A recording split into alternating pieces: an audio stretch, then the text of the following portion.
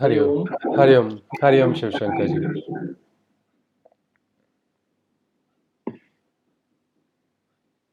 Hari Om ji.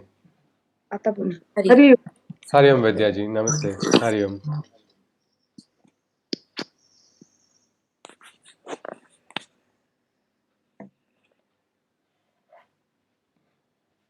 Yes, we'll just wait for another 1 more minute and we can begin our session now.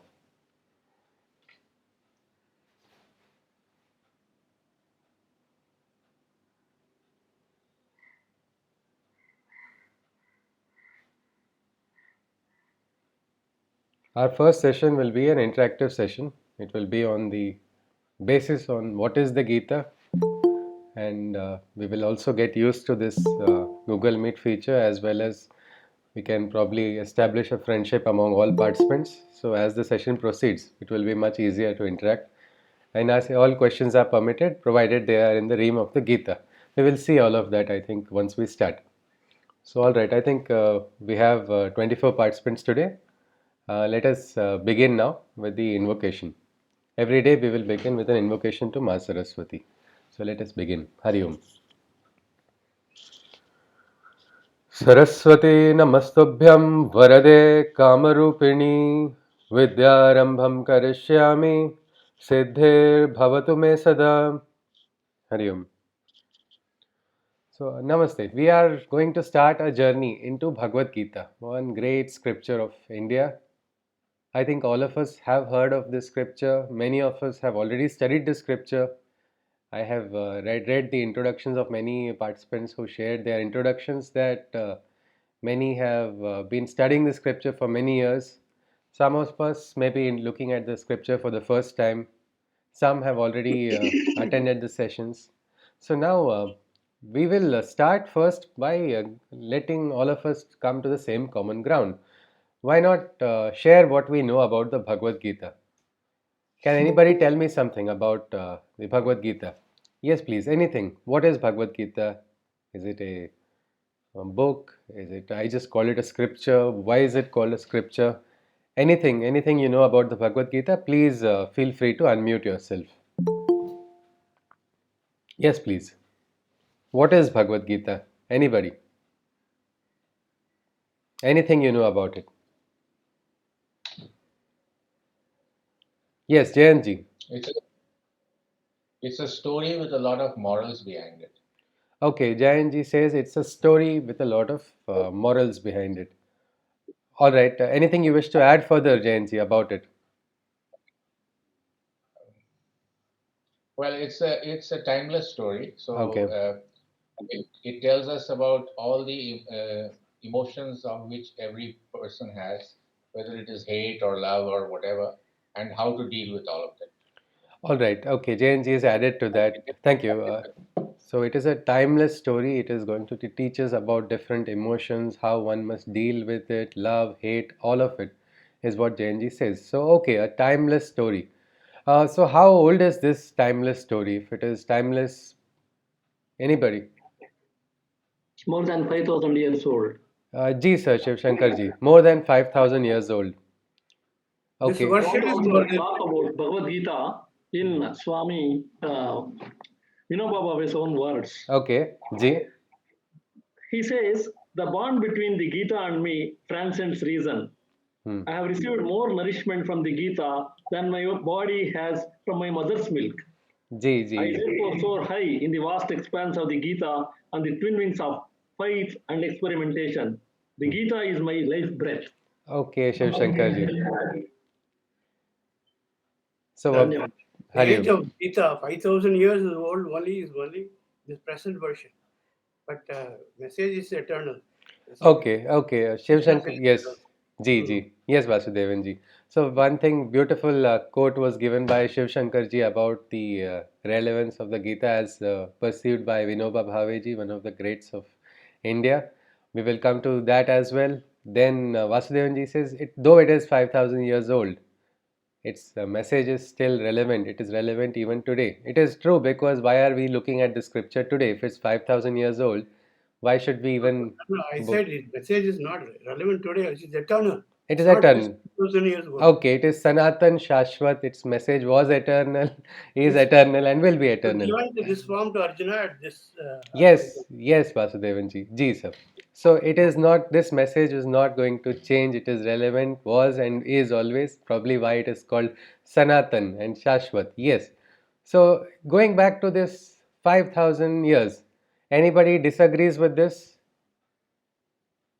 No. All right. We are having a common ground. But many times, how old is the scripture? The people have doubts as well. 5,150, 5,153, 5,700, 6,000, 7,000, whatever may be the date. We have a great Indologists who are doing a lot of research, gathering evidence.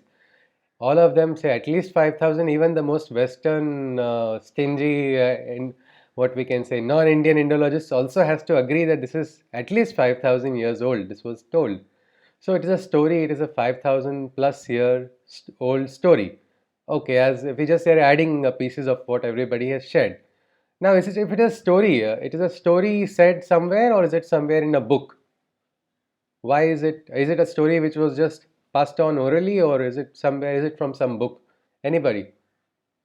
Not a story, it's a discourse. Vasudevanji, one thing we need to know is we are looking at perceptions of different participants. Everybody will have different perceptions when we go to the, what we can Yeah, say. my perception is not a story, it's a discourse. Yes, Vasudevanji, it is a Because discourse. Mahabharata is a story, but Gita is a discourse in Mahabharata. Yes, yes, Vasudevanji is speaking about it. It is a great discourse, and again, it is about Ekam Sat Vipraha Bahuda Vadanti. So let us try to accept various views of other participants as well today. So yes, story is true. Apart from that, as we were back to our question. So where is this? It is from a book. This book is, I think Vasudevanji shared Mahabharata. So is Gita a part of Mahabharata? Anybody? Do you agree to Yeah, that? it is part of Mahabharata. Okay, okay, Vidyaji. It's part of Mahabharata. So Mahabharata. So it's around 700 verses in Mahabharata. Okay, okay, Deepti ji, 700 verses. 700 verses of Mahabharata form the Bhagavad Gita. But anybody knows how many verses are there in Mahabharata itself? 24,000. That- 1,24,000. Okay, 1 lakh. 1 lakh. All right. 1,25,000. Okay, Narila ji is saying 1 lakh 24, Shiv Shankar ji is saying 1 lakh. It is, can you believe it that we had such great epics which were having these many verses? That was the great, what we can say, level of, what we can say, the skill, the human skill, suprahuman skill, divine skill, whatever you call it, we do not know.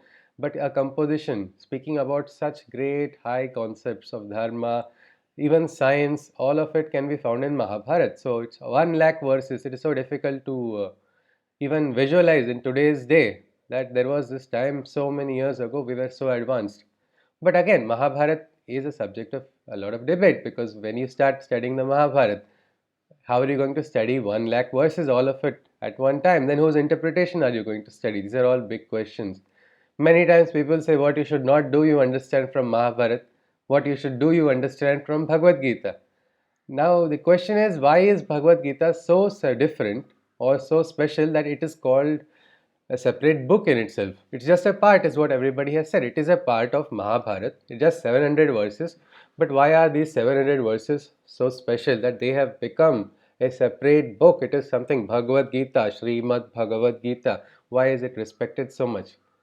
There is something special about this scripture, that these 700 verses may carved a niche for itself. It has become a cornerstone, as I think we got a nice quote of Vinoba Bhaveji. We will see so many other quotes as well, what different people talked about it. But so this is one ancient scripture which has become something special. That much we can all probably establish a common ground on. But now, is Mahabharata the oldest known scripture of India? Yes? If no, what do you think? Anybody? Ramayana. Okay. Shiv Shankar ji says it is Ramayana. Ramayana is the oldest scripture. Okay. Who else? Vedas, I can say Vedas. Okay. Okay. Shiv Shankar ji moves back further before Ramayana. Vedas. Yes, Vasudevan ji.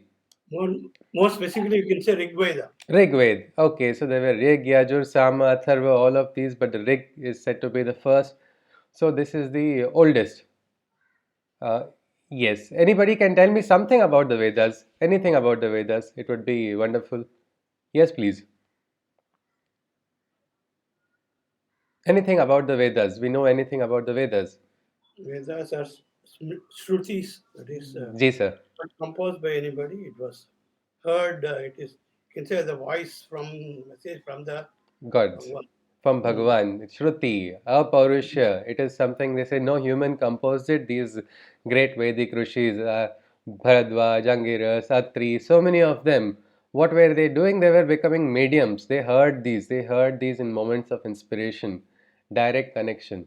All right, that is one interesting aspect of the Vedas that we hear. So, then, if it was not heard, who wrote it down then? Yes, anybody. If this is not heard, we still know it's a book, is it not? Books are in the physical. So somebody, what was heard, somebody must have written it down. Yes? Who wrote the Vedas then?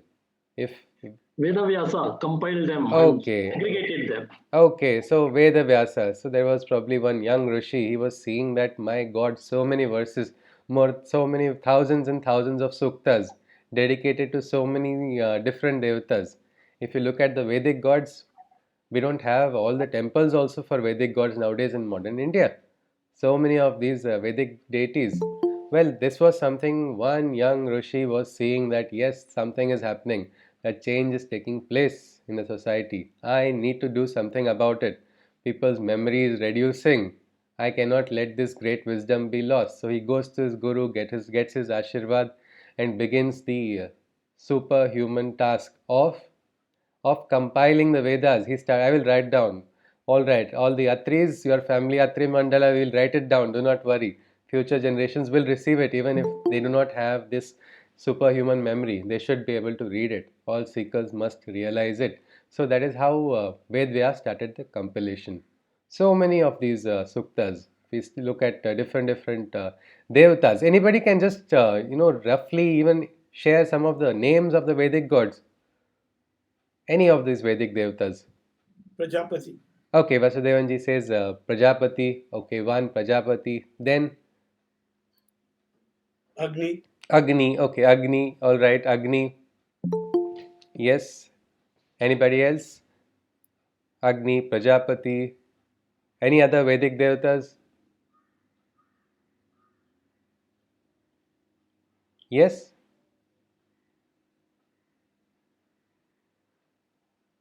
Yes. Anybody? Indra. Indra. Okay, Payal ji. Ji ji. So Indra, Agni, Prajapati, Varuna, Mitra, Bhaga, Ila, Saraswati, Vayu. Vayu. Yes, Deepti ji. Vayu, Saraswati. There's Vishnu also of Rigveda. Vishnu of Rigveda is different from the Vishnu that we learned in the Puranic tales also, or the Vishnu we came to know later. Ma Saraswati also is different in the Rigveda. So all these different devatas. Now the language I want to know, because what is the language of the Vedas? Anybody? Sanskrit. Okay, Bhamaji. Sanskrit. The Sanskrit. Ji. Sanskrit is the language of the Vedas. Now, what about the Gita then, Bhamaji? Of course, Sanskrit. Okay, Sanskrit for Vedas also, Sanskrit for the Gita as well. All right. So my question is the Sanskrit same for the Vedas and the Gita? No, No. Why is it, Bhamaji? because it's a little archaic. It is a little okay. Ji. The Vedas language is very archaic than Gita. Ji. So what we can nowadays we call Vedic Sanskrit, and there's another which is the classical Sanskrit. So now this is one thing that Vedic languages, again, Vedas are known as books of wisdom. There are so many angas of the Vedas, so many parts of the Vedas. People start studying the Samhitas, some people study the Aranyakas, some people study the Brahmanas. Then there are the other, of course, the Vedanta, the fourth portions also. So all of these studies, they are in Sanskrit language. Now we hear that it is a different Sanskrit, a more ancient Sanskrit than the Sanskrit that is known today. But now is Sanskrit known today among people? Is Sanskrit a language people can use for conversation, or it's just a language for mantras? Anybody? mantras. Nowadays it's for mantras only. Okay, Deepti ji and Vasudevan ji says it is for mantras. No, we can use it for conversation also. Okay, Vidya ji says it can be used for conversation as well. It is for mantras as well as for conversation. It can be used, but we are not using We are not using, is Vasudevan ji Yeah, saying. we are All not right, using. we are not using. Okay, anybody here is knowing Sanskrit? Well, we can say Sanskrit is like an ocean, but basic conversational Sanskrit. Anybody is here who is it. I am learning. okay? Vasudevan ji. Sanskritam patami. Oh, Bhavan Sanskritam Patati va. Uttam, uttam. Shivashankar ji, namaste. So, I think we have two participants who can converse. Divya ji, yes, please. You were saying something? No. All right. So, Sanskritam is what we can call Sambhashan Sanskrit. We have wonderful organizations now in India bringing forth a revival that Sanskrit is indeed a spoken language. So that's what makes it more special is when you know a bit of this language, you can actually understand what we can say live directly the dialogue that takes place between Krishna and Arjuna or even these Vedic scriptures because you are not requiring a translator in between. You are directly analyzing the language as you study it. That is true. So Sanskrit is something which is a language of communication as well. It is. I remember one organization was teaching the Sanskrit language. They had 10-day program where you had to not speak in any other language. It was a residential program, and name of the organization is Sanskrit Bharati. If you wish, in India also you have so many sessions going on, so you can learn conversational Sanskrit by joining the organization's free classes as well. But it was so interesting and funny that even if you are hungry, you not if you speak in any other language, you will not be directed by the karyakartas where to go. You have to say, Bubuksha Hasti, I am hungry. Where do I go? Then they will take you to that. So that is, and all phones, everything were taken out of the hand. Why? Because people should learn how to speak the language. And that is a revival taking place. But now the question is, now we are not studying, this is not a session to study Sanskrit language, of course, because those are different sessions. But now we see this is a different Sanskrit. There are already two types of Sanskrit. One is the Vedic Sanskrit, one is the other classical Sanskrit. Now, if we want to study the Vedas, you'll have to first find somebody who knows Vedic Sanskrit and not the modern Sanskrit that we understand. Now, just assume I find somebody who tells, yes, this person is so and so has got the full knowledge of Vedic Sanskrit, and he says, I will teach you the Vedas. How many suktas are there in the Vedas? Anybody? How many hymns? Because suktas means so many hymns are there. We have so many, it goes to thousands of hymns. If you break them into shlokas, there are so many. Now, how many years will it take to master the Vedas then? If you find a teacher also right now, he says, I come to my ashram, forget everything and come and say, how many of us will leave everything we have and go to that ashram because a Vedic teacher is there willing to teach? Can you leave your homes? Can you leave your jobs? Can you leave all your other responsibilities and just go and dedicate yourself completely? Yes? How many of us can leave our immediately at this point? Of course, aspiration is there. Many would love the opportunity, but they would not want to miss out on their duties as well. And somehow, if we can, manage both, is what everybody would aspire. But this question is it possible now to study the entire Veda? When you have now first lost a link with the language only, when you have lost the link with the ancient scripture, now we do not know who is this. We don't even know they were the Vedic rishis. There were rishikas also in the Vedas. They were both male and female rishis. And there are gods as well as goddesses. There was Sarama, there was Ila, there was Bhaga, there was Dakshina. So many gods, so many goddesses are there. Now, what do you think? If this is it possible to understand the Vedas now? Or we can just say, hey Ram, we are in Kali, nothing can be done now. Yes, please. It is better to study the essence of Vedas and Upanishads, which is given by Bhagavad Gita. Okay, Shivashankar ji has given it's easier, right? Sometimes it's much easier to, if you, many times, sometimes we do not know what we want to study. Better pick up a book. There are so many sections. Just pick up the section that you need. But then, how do you wade through the Vedas? Well, if you know the essence of the Vedas, the same essence that is present in the entire Vedas, you can actually understand through the Bhagavad Gita. What Shiv Shankar ji is saying is not just some what we can say poetic aspect. It is actually the real truth. Whatever secrets are there in the Vedas, whatever it is in this Vedic Sanskrit, whatever invocations are there. If you see the rishis, they make invocations to single gods, multiple godheads also. It is like either it is just Indra or just Agni, then Indra and Agni, Mitra and Varuna, or sometimes Vishwadevas. And each of this rishi has a different style. There was one rishi, his name Madhut Chandas, meaning honey rhythm. His name only is Madhut Chandas. Why? Because the way he was chanting, there was this rhythm in his pattern, his interpretation. And if Sri Aurobindo, what he says is there is something called secret of the Veda, a secret meaning behind the Vedas. It is something, the rituals are there, but even behind the rituals there is a great symbolism. Imagine if you can understand the same Agni of the Yajna, is the Agni present inside of you also. That Agni is the rising aspiration of the soul. There are so many inner what we can say meanings. So again, to understand that, I think as Shiv Shankar ji has shared, Bhagavad Gita is going to be our key. Let us look at this hypothesis. We need not accept it completely as well. We will see at the end of the Gita whether we can actually touch some sukta of the Veda. Is it connected? We will see that. But yes, Gita is considered to be having what we say the gist of the entire Veda.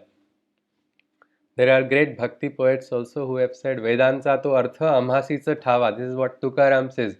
That meaning of Veda only I can claim to know. Now he had not studied the scripture completely, and yet he said this. Was he egoistic in his statement, or was it some realization that he got? In the Gita, when we study, he says this entire knowledge of the Veda can be found inside of a person who has got the self-realization. That also explains why many great seers, India is having no shortage of seers. Go north, south, east, west, any direction, any corner of this sacred land, you will find, even in the most remote village, at some point of time one seer was born. And these great ones, their words are resonating the Vedic Vakyas. What Mahavakyas are there, all of them are all resonated in these words without even studying. There is something, there is a way for accessing. Rishis also were what we can say made of blood and bones like all of us, and only they rose with their consciousness and got access to that great wisdom. Gita probably can function as that sopan for us. We may be able to stand on the same pedestal as our great ancestors. We have the same DNA inside of us as well. Our blood also is the same blood. We live on the same soil, sacred land, and this is very much possible. And Gita is our link. If we want to access what is there in the Vedas, the Bhagavad Gita will somehow make those great scriptures not so far away also. You will be able to. And we've had a small experiment with participants who completed the 18 chapters of the Gita. We randomly picked up a few suktas of the Rig Veda. I was very surprised because I did not expect it at all. Normally, people give Vedic references when they are giving commentaries. But when Veda was being studied, people started giving Gita references saying Krishna has said this, Krishna has said this in this shloka. Agni ayas aham Vaishvanaro bhutva. Krishna says that I am that Vaishvanara. And this same is being told here as well. So this is one experience that we saw, but let us all experience on our own. Why should we eat from somebody else's plate? We'll make our own food, eat from our own plate. So let us see. Gita has its link with the Vedas. That is very strong, and maybe we will be able to get the link to access this great world of Veda. The Brahma Vidya of the Vedas may be visible. But then after Vedas, something people say come Vedanta. And some people say Vedas are finished. That is why Vedanta came. Anybody, can you tell me what is this Vedanta? Because we hear so much about it. Anything about it. We're not going into the full detail, of course. Just an introduction. What is this Vedanta? Or Upanishads, Vedanta? Okay, Vasudevanji says the Upanishads are the Vedanta. If you see the Sanskrit word, Asking the question. Okay, Vasudevanji is asking the question. Are the Upanishads? So these are another body of scriptures, Upanishads that have suddenly come to our introduction. So Upanishads have come somewhere, but Vedanta, Sanskrit word, we know Anta means end. Veda means, we know Veda is knowledge. So does that mean knowledge is ended, or is it the end of knowledge? Many people from other religions say Vedanta finished Vedas. That is why Vedas also ended. You are talking about Apurusha scriptures. So yes, Vedanta. Anybody? Vasudevan ji has given a link, Upanishads and Vedanta. Can someone tell me something about this Vedanta? Anything, anything.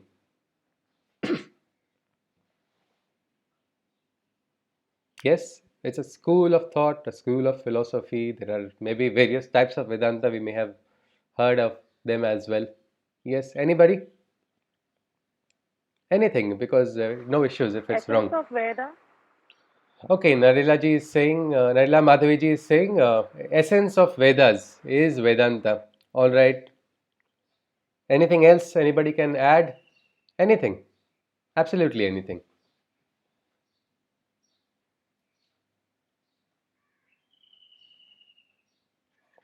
Upanishads are generally a conversation between the Guru and Shishya. Okay. Guru is extremely knowledgeable. Even Shishya is quite knowledgeable. So whatever doubts he has, he'll be asking the Guru. Okay. Sitting near him at the feet of the Guru. Okay. And these clarifications are provided. So it is, what I should say, is an abridged version of all the doubts what the student gets. Okay. Which is clarified by the Guru. Okay. All right. Shiv Shankar ji has given a nice summary of what the Upanishads are. So yes, a discussion between Guru and Shishya, but how is it connected with the Veda? Well, the same thing. The final portion of the Vedas are the Upanishads. They are called Vedanta. They are the last portion, but does not mean what is last you will forget what is before. We are standing on the sacrifice of our parents or our ancestors. We do not know them also, but that does not mean you can. If you pull them out of our chain, what's going to happen? Our existence will go elsewhere, is it not? So the foundation was laid by the Vedas. The Upanishads take them one step ahead. They are called Vedanta because they are rising on that foundation. If you make a look at the study or the difference between some of the suktas and the Vedanta scriptures, you will see a very different but more structured conversations in the Upanishads and Veda. Main difference is Upanishads are more structured. Veda is sometimes confusing. You do not know exactly where what is going on. That is why so many people have given very crazy interpretations of the Vedas. The fight between light and darkness has been made into fight between Aryan and Dravidians. That is what Western scholars they said this was the divide. This was, the Vedas were having it was describing the fight between white-skinned people and dark-skinned people. When it was not. It is not that. It is the fight between darkness and light. It is symbolism. Suddenly, it is not that our rishis are more obsessed with getting cows. Go also has a root in light. The herds of the dawn is what Sri Aurobindo has given a beautiful symbolism of all the Vedas if you wish to study. Secret of the Veda is a beautiful book by Maharishi Arvind.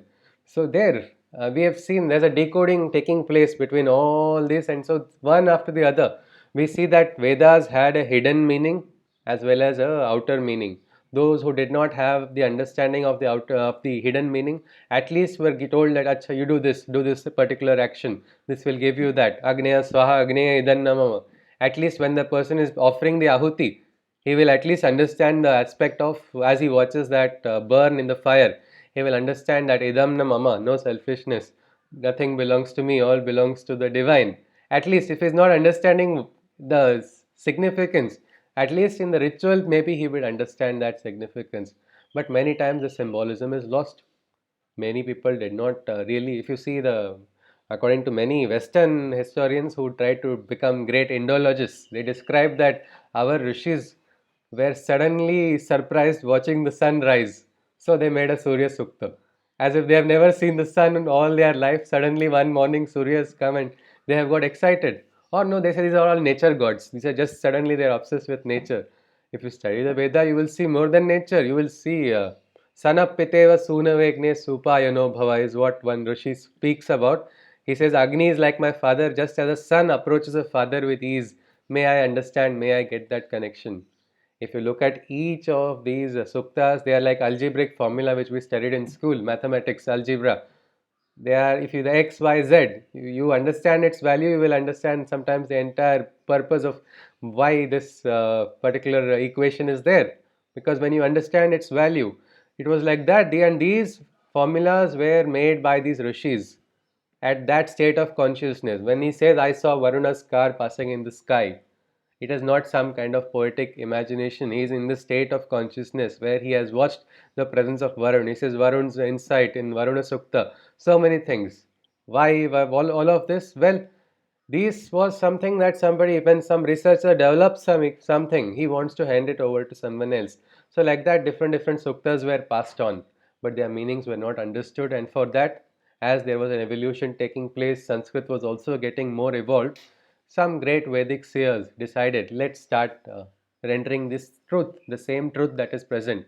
Many times when we hear something nice, what do we do then? We try to share it with our friends, we try to pass it on so that our well-wishers can also get the same benefit. This was the same selfless intention behind the Upanishads. Shiv Shankar ji has said, yes, it is right between Guru and Shishya, these dialogues, and that time there was Gurukul. It was a free education. I think that was medicine and education. Today's biggest, most lucrative, what we can say, industries were actually free that time. That time, this was all for those who wanted to get wisdom. Knowledge was free. For the sick, treatment was free. That was our ancient India. Probably we may go towards that direction if there is a conscious change in all of us. But leaving that aside, so this Guru Shishya dialogue, this was the Upanishad. Now, Upanishad or Upanishads, are there more? Is there more than one Upanishad? Yes? Or it's just one book? Divya ji said yes. Uh, uh, 108. There are more than 350 Upanishads, but all the three Acharyas have written Bhashas for 108 Upanishads, I think. Okay, Shiv Shankar ji has. All right, so we've got a number which is, I think Vasudevan ji said 108 and Shiv Shankar ji has said 350. Now, anybody wants to increase or decrease the count? Yes, please. Only about 10 are in use, I think. Right? Okay, Vasudevan says maybe only 10 are in use. So, okay, okay.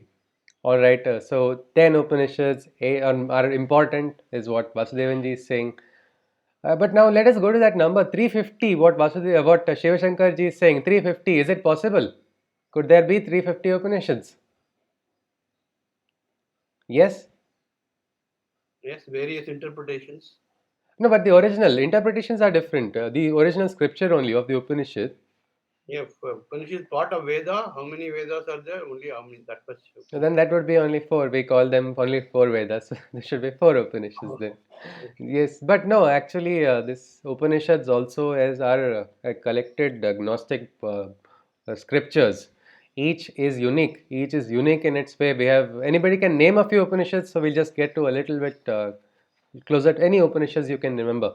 Somebody who is yes, please, who has not yet shared. Yes, please. The Upanishads. Any names?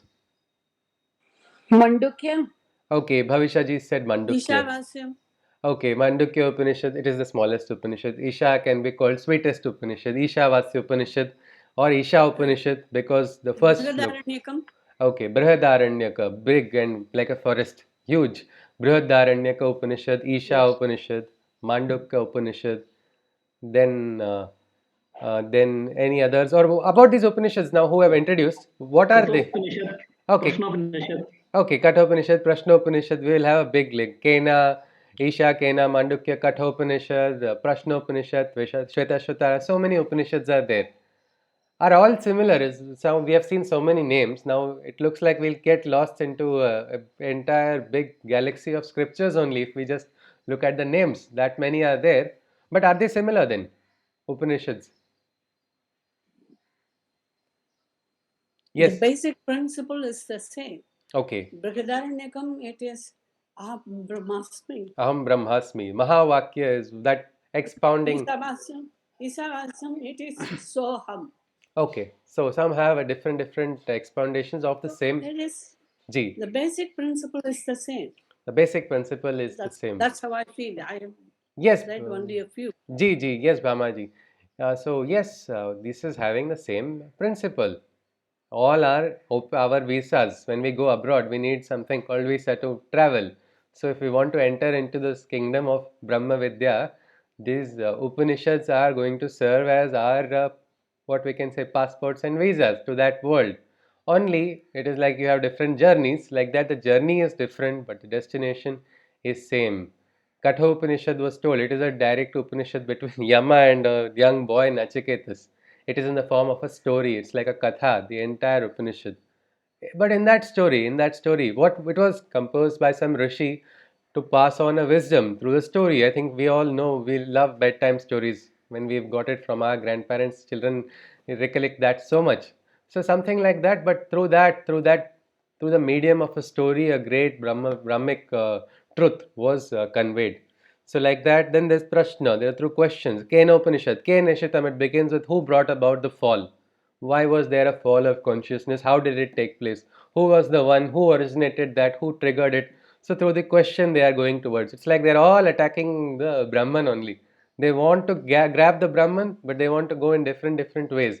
Some people, if you see Mandukya Bhavishaji shared, Mandukya is considered to be the smallest Upanishad. If you study it, it is just, we don't need to study Gita. Gita has 700 verses. Mandukya Upanishad has got only, say, 12 verses. And 12 into how many times you want? Read 10 times, read 7 commentaries. Alright, because in one more Upanishad, Muktika Upanishad, it is said, somebody who understands Mandukya has got moksha, the highest. Means the greatest moksha can be got in 12 shlokas. Why do we need to worry and study so many scriptures?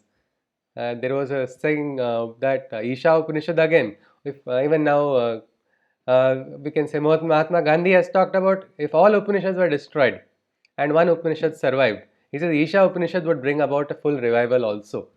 So why should we worry about our scriptures getting destroyed? Because right now we have a good body, they're not getting destroyed, but each has got its own story, each has got its own way of dealing or tackling with the problem, and the problem is the what now Shivratri is over, the Rudra Prashna, the biggest one, the big question of what is this Brahman, what is this divine. So each Upanishad had its way. But now coming back to Mandukya, if I am telling you moksha is available in through understanding of Mandukya Upanishad, why are we going to break our head and study large scriptures like Gita also? Why not study Mandukya 10 times? You can, if you recite it, it will get over in 12 minutes. I have a recitation, so I know it takes not more than that. So, why not? Why should we study the scriptures? Can reading Mandukya Upanishad give us mukti? The biggest question is there. If you read Mandukya Upanishad, will you get mukti? Or is it about a Ji? It is like when you are hungry, you eat food to your full stomach. Yeah. But if you take a capsule which has the same nutrition, will it suppress your hunger? Okay. Okay. Shiv Shankarji is saying that's a very nice analogy. So yes, you may be hungry, tomorrow we get a replacement. Take a capsule. But who is going to give us that rasa that we enjoy while tasting the food also? And Ayurveda talks about digestion beginning at the tip of your tongue from the saliva. They say enjoy the food that you eat, then it will be assimilated better by your body. That is also true, probably for taking the ananda. The second aspect also, why reading alone is not enough, because try reading the Mandukya Upanishad also. You will see that this entire Upanishad is talking about Om only. Om iti etad aksharamidam sarvam tasyopavyakhyanam. Bhutam bhavat bhavishyaditi sarvam omkarameva. All is Omkar. What was before is Omkar. What is now is Omkar. What is in future also is Omkar. Om is inside. Om is outside. Om is everything. Many youngsters scratch their head. What is wrong with this Vedic Rishi? Why is he suddenly saying everything is Om? Now, this question is all right. But if he answers that question to himself and finds the reason why Omkar is everything, then we can say that person is free and he can understand that cosmic truth. But that is the problem, is it not? Everybody cannot walk into the kingdom of Brahma Vidya. Even Ravana, a great bhakta of Shiva, wanted to go to Kailash, but Nandi said, no, you cannot go. You are not allowed to pass. Now he gets angry and he says, no, I will make Shiva come, and he lifts the Kailash completely on his head, and then Shiva doesn't break from his trance. He thinks, with my ego, I will make Shiva come to me. I am a great bhakta, greatest bhakta. Shiva is happy in his dhyana. With the tip of his toe, he puts it back and then it falls on his hand. Then we know the entire story. The Tandav Stotra comes up, all of it. But we know Ravana is the one who cries because his ahankar was really crushed and the whole world heard him scream. The problem is Vedantic wisdom cannot be just received like that. They say you need an initiation. Why? They say Guru Diksha is important. reason of this Guru Parampara. The Guru would transfer the wisdom, he would create, when the surrender would take place from Shishya to Guru, that Ahankar would disappear, a vacuum would be created inside, and in that vacuum there would be the transfer of Vedantic wisdom. So that is there. But now where do we find Guru? We will go to Google Guru only and ask where to find Guru. Nowadays we will still get information, but we will not find the exact truth. So this important aspect is how can I connect, and how do I find the right Guru is also a big question. Many people get where do I go? And there is in Marathi one very famous statement: Vithala koncha jhenda gheu hati. Which flag should I take? There are so many flags. Oh Vithala, you only tell me which flag I should raise. Where should I go? Well, all these questions of Vedanta also, again, why we are looking at Gita is because the Vedantic questions can be answered by the Gita. Gita is your access to the kingdom of Vedanta also. Personally as well, I never imagined I would be able to study Vedanta, but because of Gita, I got the confidence to touch the Vedanta. And then after that, there was a great joy only as we looked at Vedanta. It was appearing to be similar to the Gita. Kathopanishad, we had a session of participants who studied the Gita, and we studied the entire Kathopanishad. We would wait once a month and let us read what this Kathopanishad is.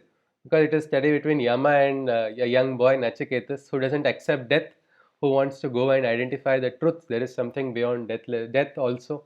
I want to know that. And this young boy gets the answers. But what happened was many were disappointed at the end of the session because Yama has not told anything new. One doctor, she actually shared that we were waiting, Yama will tell us something new. Each month we would meet once thinking we will get something new.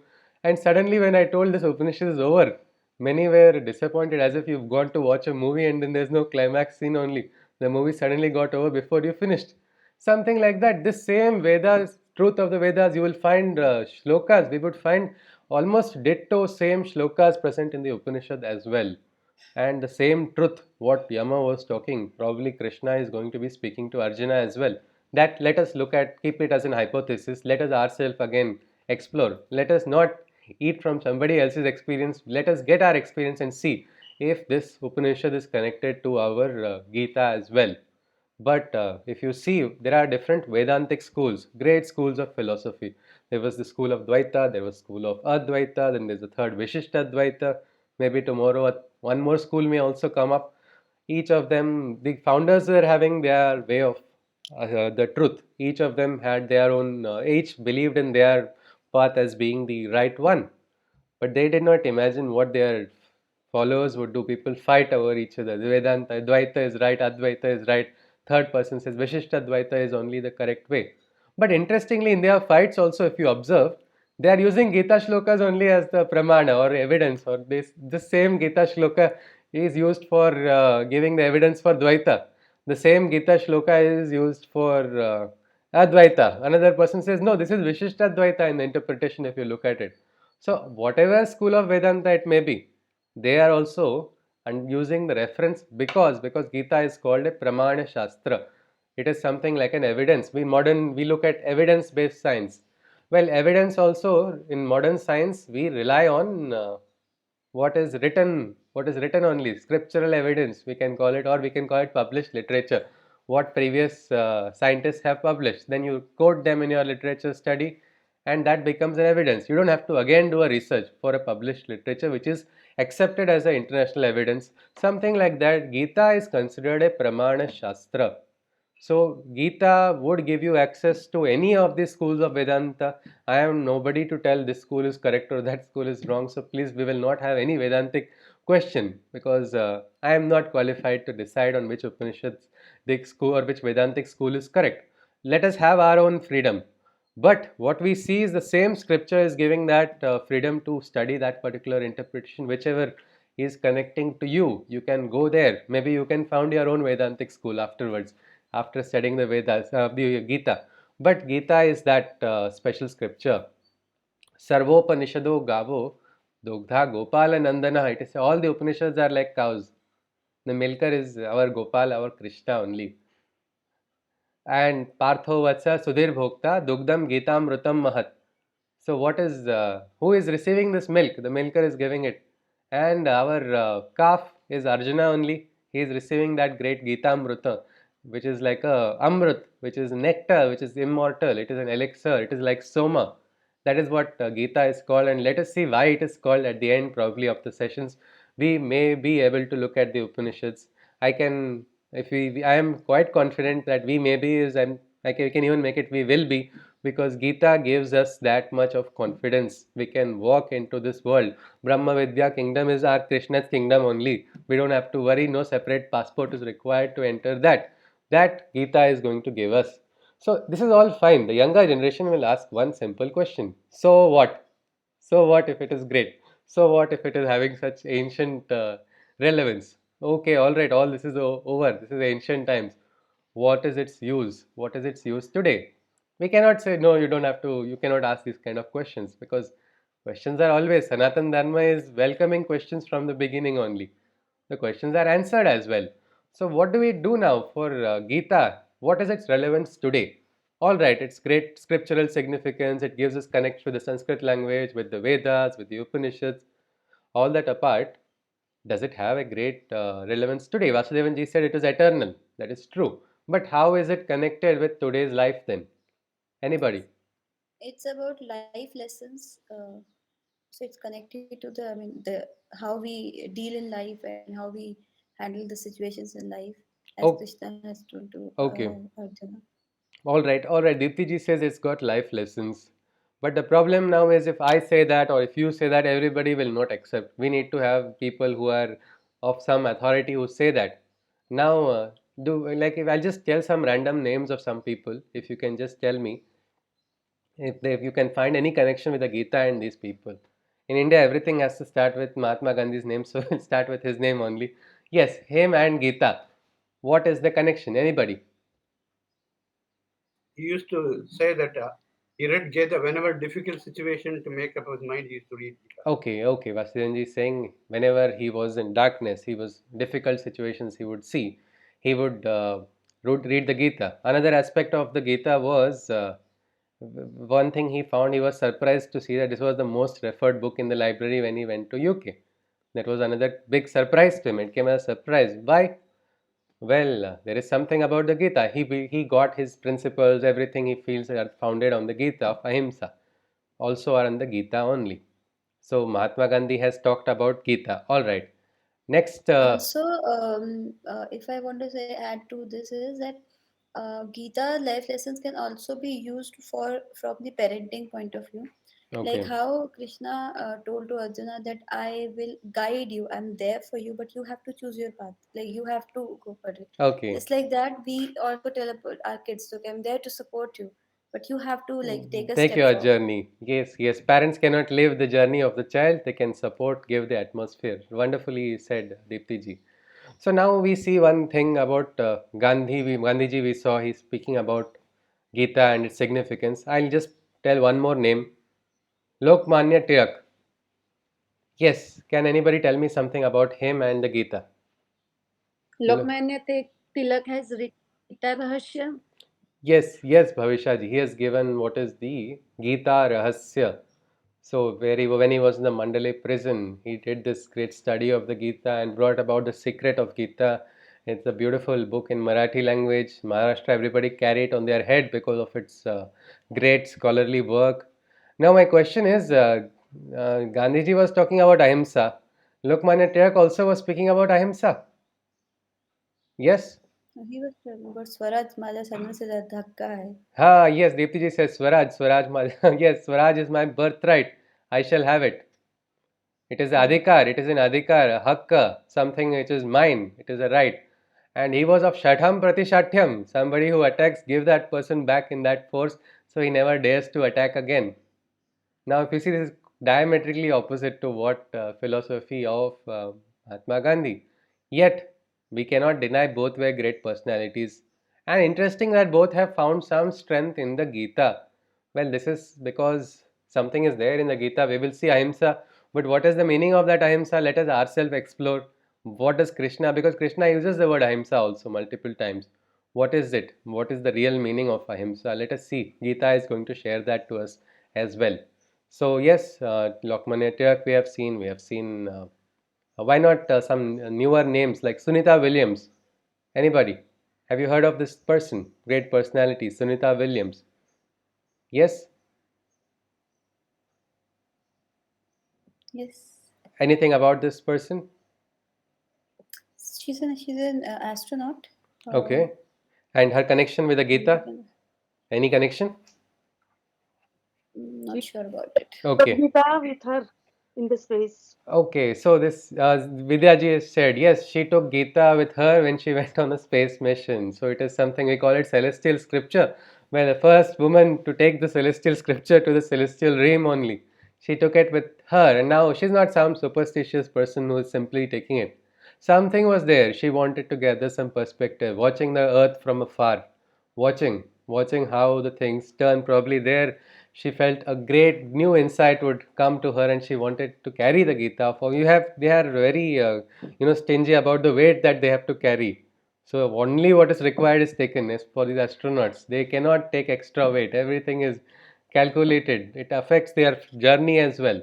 Yet she wanted to ensure whatever happens, I will carry this book with me. Something was there. That's such a great. She's a what we can say expert in science. She's no superstitious person without any scientific background. Yet she found something in the Gita. So if you look at one more now, Robert Oppenheimer. Has anybody heard of this name? An English scientist. He's not a Hindu, of course, but he found interest in our scriptures. But Robert Oppenheimer. He's a physicist. Yes, Manorji. I'm sorry. Your name is not clear. Nagendra. Nagendraji. He's a physicist. Something about him, Nagendraji. Anything about him? He made the atomic bomb. Okay, he made the atomic bomb, the Manhattan Project. His connection, Ji, with the Gita. Can you see any connection with the Gita? Yes. Sorry, I'm not aware. All right. Okay, Nagendraji. So again, there was something interesting watching the first mushroom cloud. Of all the things he could connect to, he connected to the Gita. This is not some kind of some simple statement I am saying. You can actually, this is a fact. And he connected which statement? It's one shloka. Kalosmi, lokakshaya. We will look at that shloka later on. So I am kalosmi. death or something. Huh? Yes, Vasudevanji. I am death or something. Yes. I think he was Gita sloka where Krishna says, I am death. Yes, and what is interesting, of course, Kalosmi means I am time. His Sanskrit teacher had not perfectly taught him, so he interpreted it as I am death. Well, that is not the perfect interpretation of that shloka, but we are not into that. But the very fact that somebody who is completely not connect, for him, this is Sanatana Dharma is an alien aspect, alien, what we can say, concept only, all of it. And yet, this great scientist also is able to connect with this most powerful moment, a very big moment in the humankind. Right now, also, people are afraid with those countries. We cannot attack them. Russia is able to do what it wants. It has nuclear power. So, it was a very powerful aspect happening in humankind, that history, good or bad, terrible, whatever it is. Terrible, definitely. But at that time, also, this moment, he is able to connect with the scripture, that too with the part he's able to recollect a particular portion, and when we come to that we will see whether we feel the same thing watching a nuclear explosion. Vishwarupa Darshana, is that anything lesser? That's a different thing, but he could watch that cloud rise in the sky and he could connect with the scripture. Something about this scripture is there, that all of these ones, these great ones, these wise people, Swami Vivekanand, his essays, they're all what we can say founded on the principles of the Gita. So many of these Vedantic schools, all of them are studying the Gita. And in the modern medicine, also, anybody knows about this um, Carl Jung? Carl Jung. Anybody has heard his name? A psychologist. He was a psychoanalyst. Psychoanalyst is what Nagendraji and Vasudevaji has said. Yes. Anybody knows his connection with the Gita? Anything? Or, well, it's interesting that he found the reference of an upside down tree which is mentioned in the Gita to be very, very interesting. He connected that probably with the tree of life. He had a great, what we can say, understanding of various different traditions and various different, he wanted to study and get the knowledge from various different sources. So he found something in the Gita and he found that concept to be very interesting. Now, what is interesting on that we have to ask him only, he's not around, but his words. His words are considered very important because modern psychoanalysis is based upon him. All people who study medicine understand and study the basic fundamentals about what he has only declared from his experience and research. Another brilliant person. If we come back into the modern medicinal science, in the COVID times, Bhagavad Gita is appearing in. Yes, Nagendraji wants to share something. No, sir. all right, fine. Yeah, all right. So in COVID times, if you study the European Heart Journal, Dr. Ankul Kalra et al., what have they said? Well, they have said for healthcare workers, Bhagavad Gita, and which journal is talking about it? Not some journal from, if I'm in Pondicherry, not from my gully or anything. International Heart Journal, which is the one of the most prestigious journals. Doctors fight to get their article published. So many times they get rejected and then they keep trying again and again to get their submission accepted. And here in this European Heart Journal, the Bhagavad Gita's reference came in saying the concept of dharma, concept, so many things are of great use for healthcare workers. You go to American Journal of Psychiatry, Dr. Pandurang is there. He has Pandurang, Dr. I think Anand Pandurang, if I am not mistaken, from Pondicherry only. That person later on settled there. But there as well, in this journal as well, psychoanalysis, Krishna's psychotherapy. They are all trying to say what Arjuna has received is psychotherapy only from Krishna. He is a great psychologist. Krishna was a psychologist who understood how to deal with depression, and Krishna has dealt with depression so perfectly that this should become a way, and many are looking for standardizing. Go to the PubMed search and try to search all the medical journals. You type Gita or Bhagavad Gita, you will find a list of medical articles on Gita, facts about Gita, so many, because the relevance is there. It is there whether in ancient times, whether in modern times, whether you go to Annie Besant's time, whether you go before, whatever time you want to see its relevance. Why Gita is relevant? Why are we bothering also leaving our busy routines every day to now come and touch a scripture? We are looking at it because it has got relevance. Sri Aurobindo also has said something which has relevance will remain eternal, because Gita is going to keep giving us meaning at whatever time of life we may be in, whichever age we may be in. There is no age for the Gita, no young age, or it has to be done after retirement only. I had one mama who would say, this is not the right time. You should be dating Gita, not studying Gita. As if Gita is something which has to be done after retirement only. That is not the case at all. At all ages, at all times, the relevance has remained from beginning, and we have seen so many different. If you look at all these names, these were all powerful people, and yet all these powerful people had Gita. Can we go one more step in saying that Gita made these people powerful? Could we say that Gita had a role, maybe not the entire role, something about the Gita? And if that is the case, can we not connect with this great powerful scripture and derive something from it? Yes, please, anybody? Gita gave them more clarity about things. More clarity about things. Yes, yes, yes. And that is why Gita is referred as well, for clarity, for questions. Kind of interactive. Yes. They had the power, Gita increased it, and so on. Yes.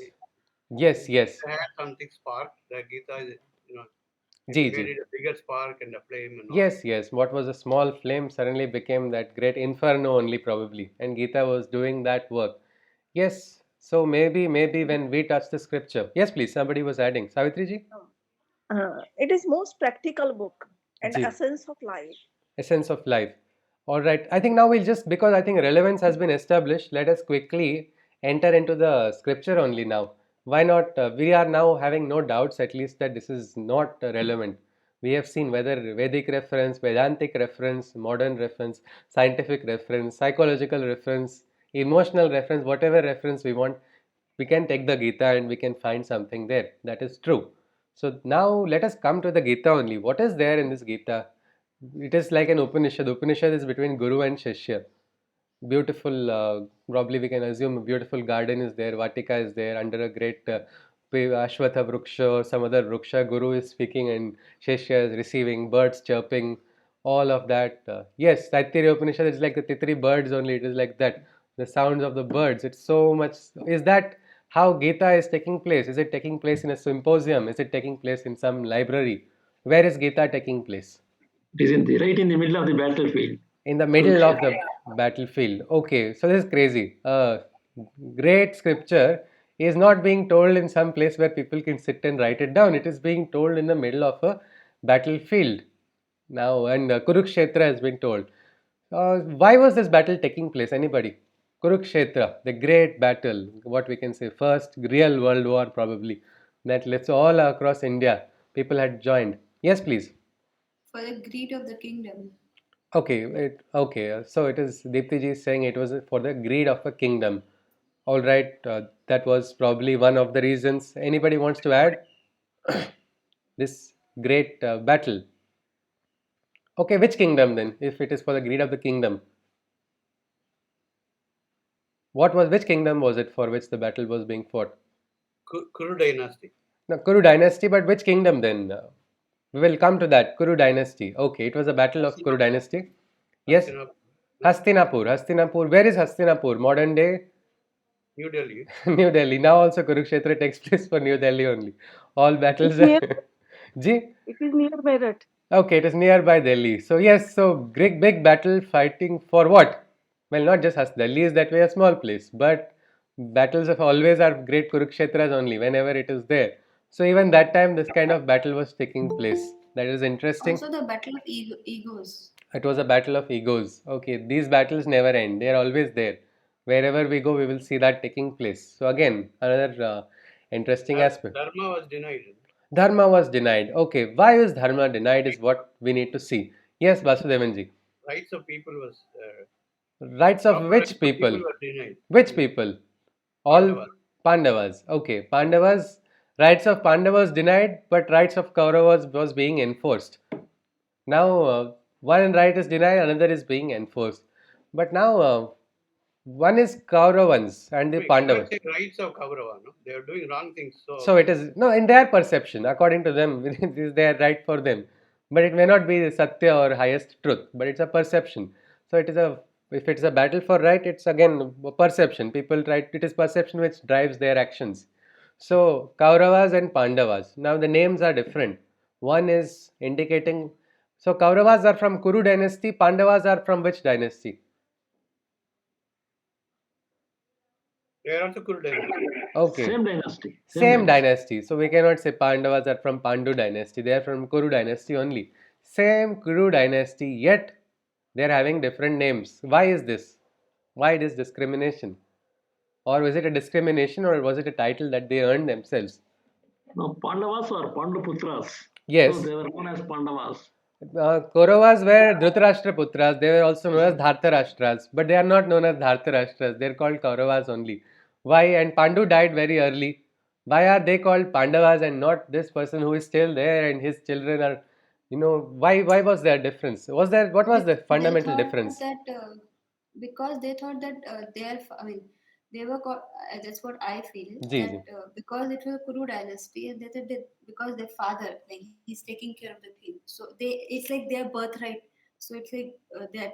Around that, and because Pandu was sent away, so it's like they don't have the right there. All right. So yes, okay. Deepti is saying it was because they were connected with the throne, and that is their right. They were only attached to it. Leaving that aside, the Pandavas, though only 5 in number, they were they had carved a special niche for themselves. They were loved by the people. Their qualities, everything was so special that people started perceiving them to be more. They were loved by the people. What we can say, Praja loved the Pandavas more than the Kauravas. These are children of Pandus. These are the Pandavans.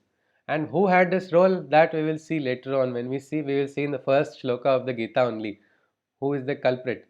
Whether he is conscious or unconscious, the person was responsible for planting that seed of divide between Pandavas and Kauravas.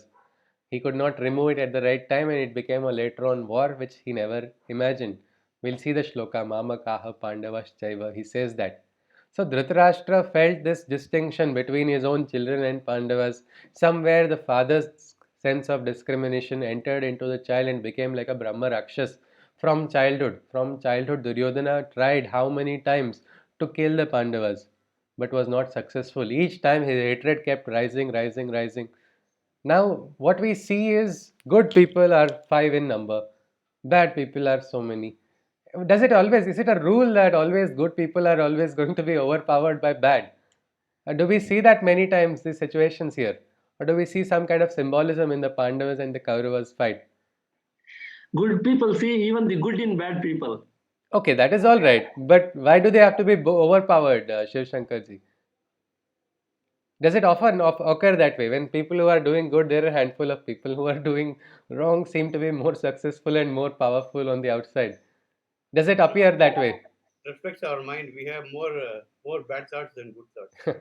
Okay, Vasudevanji is saying it is our own mind only. I mean, okay. we don't control it. Okay, all right. Vasudevanji is saying that okay, in controlled thoughts probably.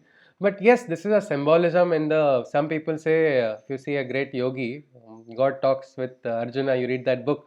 It is just symbolism. Each Pandava, each Kaurava, each army member person has a symbolic reference. They have given all these Pancha Pandavas referring to our Indriyas only or different aspect. One is the raising of Kundalini. Even Dronacharya, Bhishma, all of them have a symbolic meaning. So whether it's symbolism or whether it is not, we will look at this Gita as its face value. What we can draw, we will withdraw that kind of, we will what we can say, conclude according to our understanding as we move through the shlokas. But this symbolism is there, the fight between right and wrong. This is exactly what was taking place. There was this one group, Pandavas, where there they were not fighting for the throne. Krishna had gone as a mediator. These are children of King Duryodhana. Give them 5 villages. He says, you'll avoid all of this. Just 5 small villages. Let them uphold their dharma.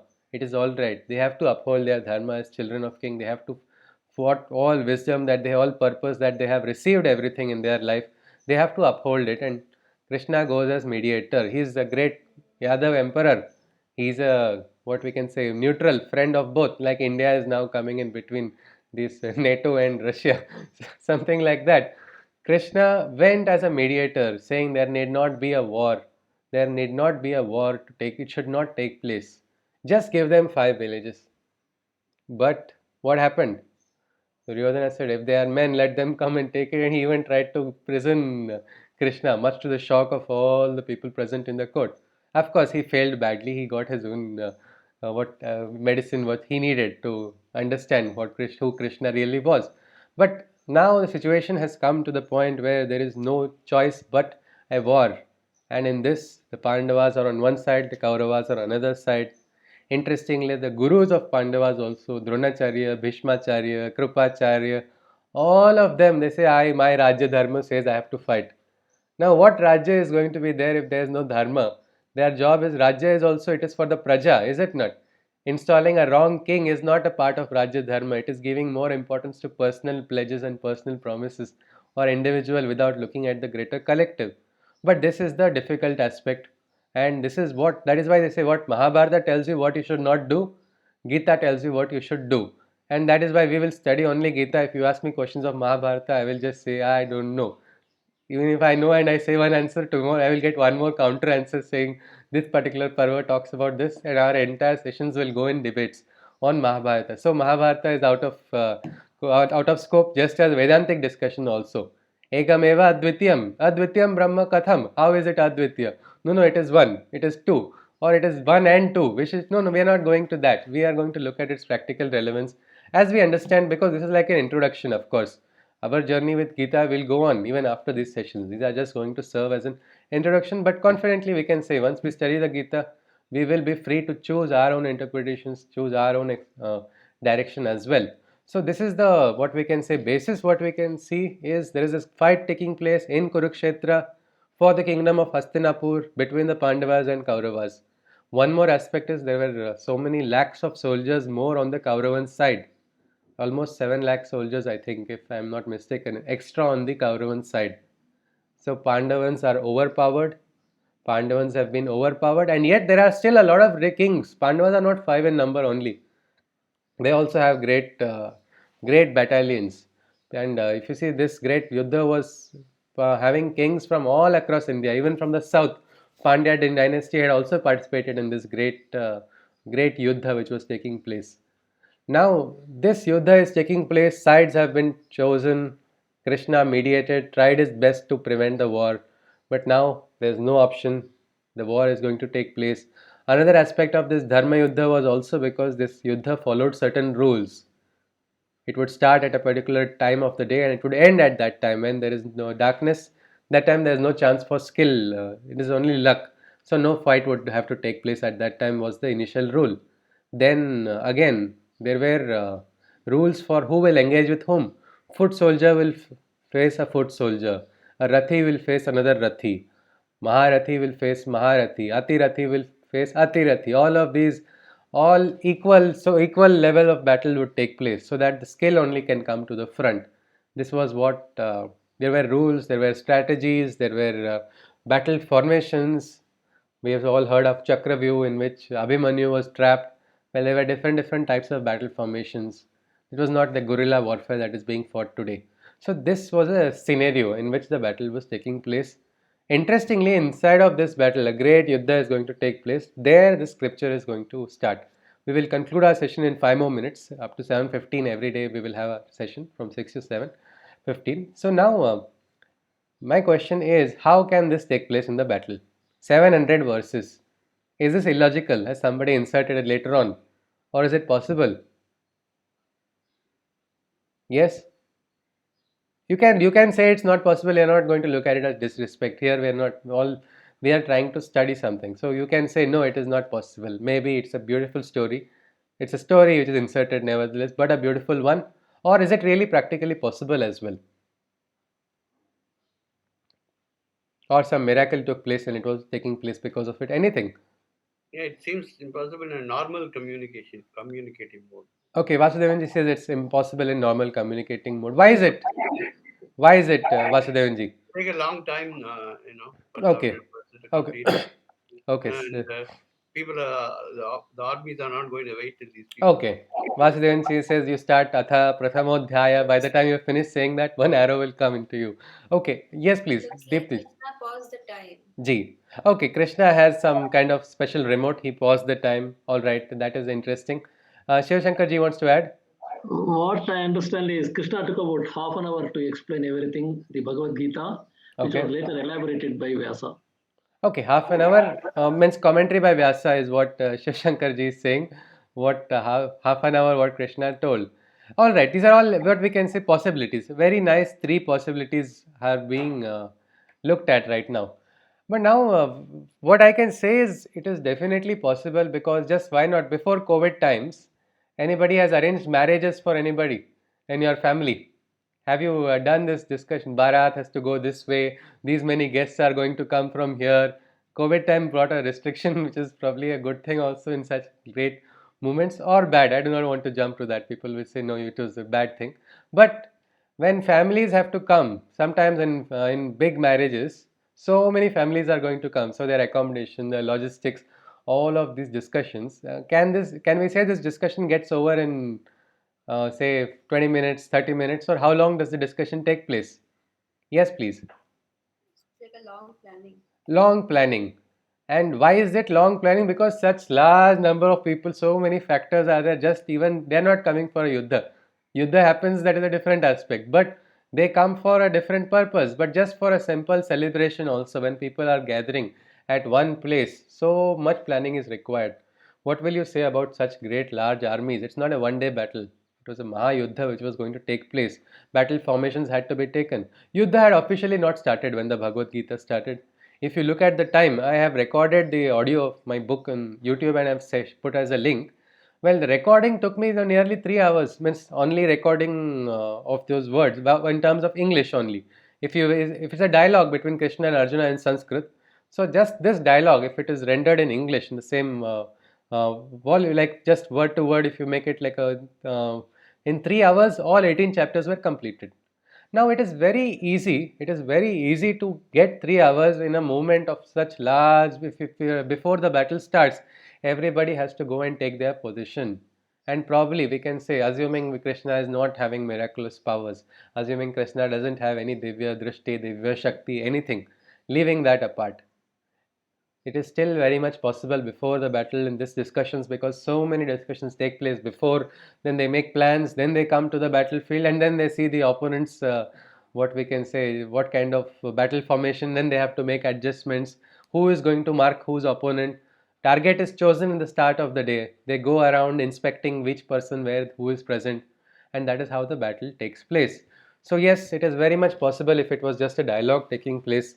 So right now what we see is the Bhagavad Gita has its relevance.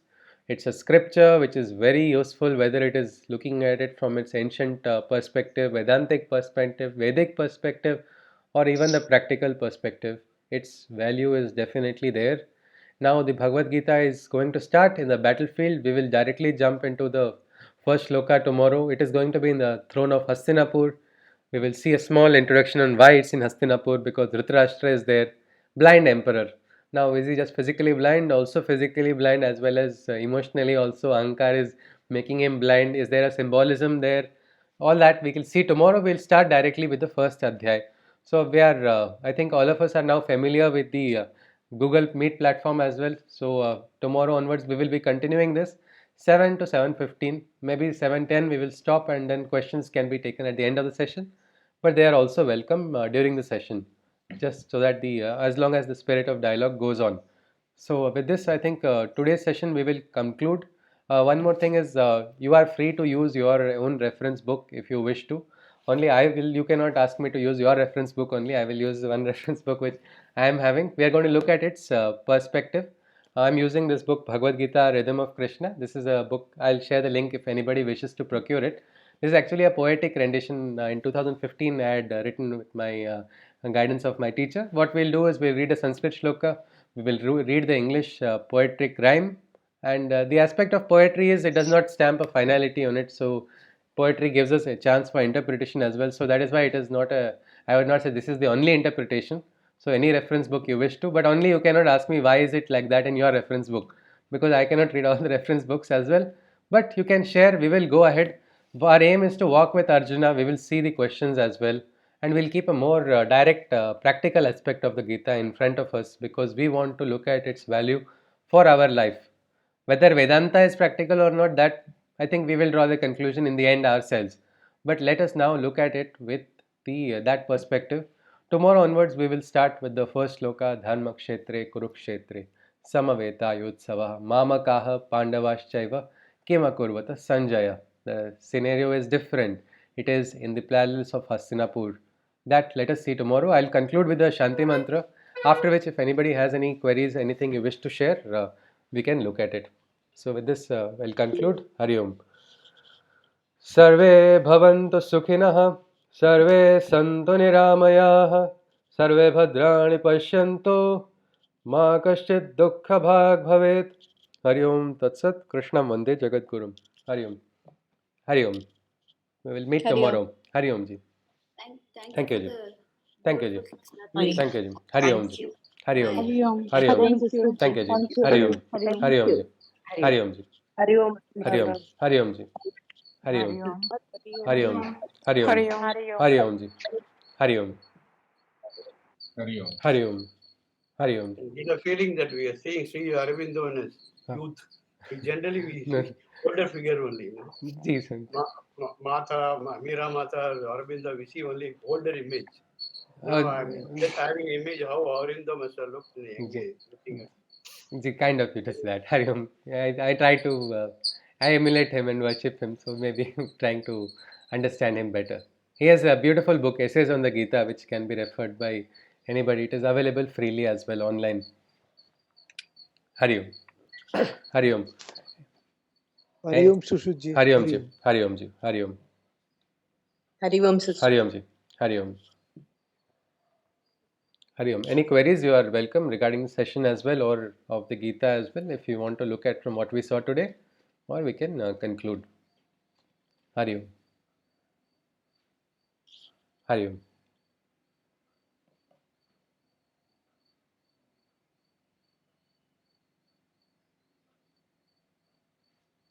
Hari Om. Hari Om. Hari Om ji. Hari Om.